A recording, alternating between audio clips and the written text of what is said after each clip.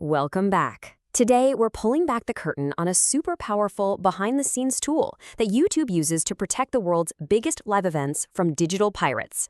Okay, so picture this. You're broadcasting a massive live concert, maybe a championship game. Millions of people are tuned in. But at the exact same time, somebody out there is literally stealing your feed and streaming it for free on their own channel. The value of your entire event is just evaporating, second by second. So what do? And that right there is the heart of the live piracy problem. See, for events where all the value is in the right now, the nail-biting suspense of a live game, the energy of a concert, real-time theft is way more than just an annoyance. It's a direct shot at the entire business model. It happens in a flash. Every single person watching that illegal stream is a potential lost sale, a lost pay-per-view fee, or just one worse person in your audience for advertisers. The damage is done in minutes, not days.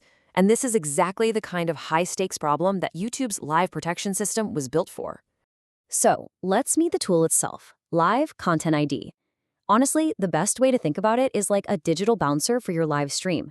It's actively scanning all of YouTube while your event is happening, looking for anyone trying to crash the party.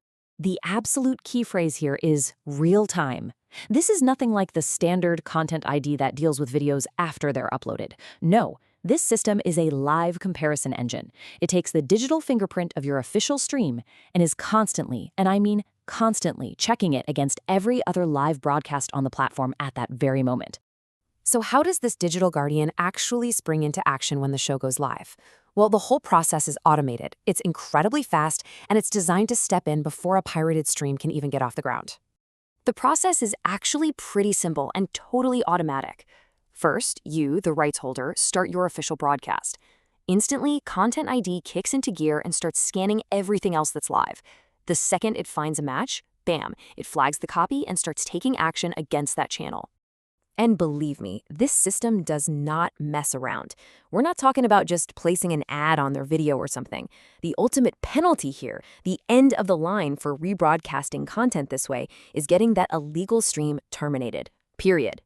Let's run through a quick example just to make it crystal clear.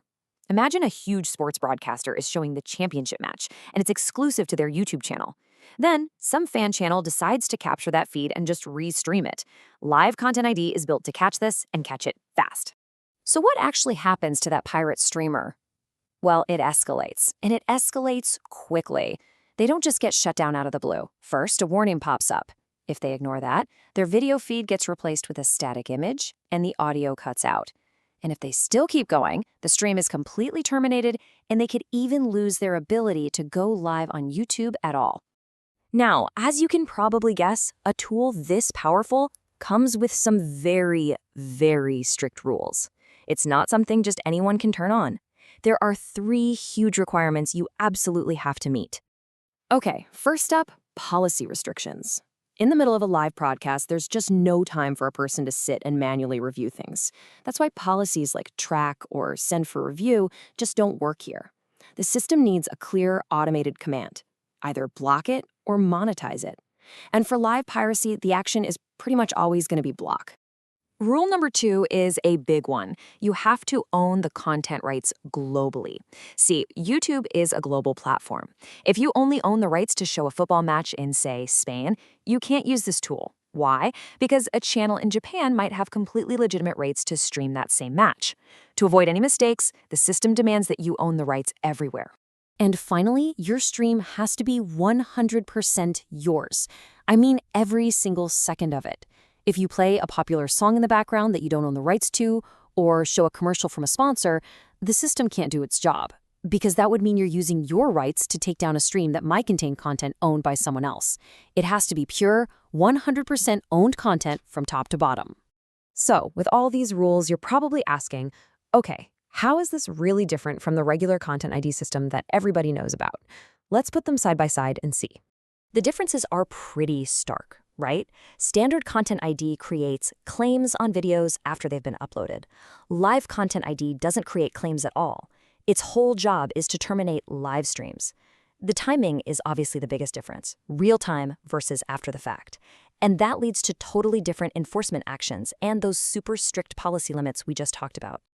So when you put all these pieces together, the need for global rights, 100% owned content, the high stakes, you really start to see who this tool is built for. We're talking about the major players, the broadcasters of huge, exclusive live events like sports, concerts, and award shows. And that is the number one thing to remember. If you take away just one point, make it this one. Live Content ID is a shield you use during the battle. It's all about proactive, real-time protection to save the value of that live moment. Standard Content ID, well, that's the filing system you use to sort things out after the battle is over. All of which leads to one last thought. This technology is an amazing response to the piracy we see today. But, as the pirates get smarter and find new ways to steal content, the technology to protect it is gonna have to evolve too. It really makes you wonder what the next move is in this high-stakes digital game of chess.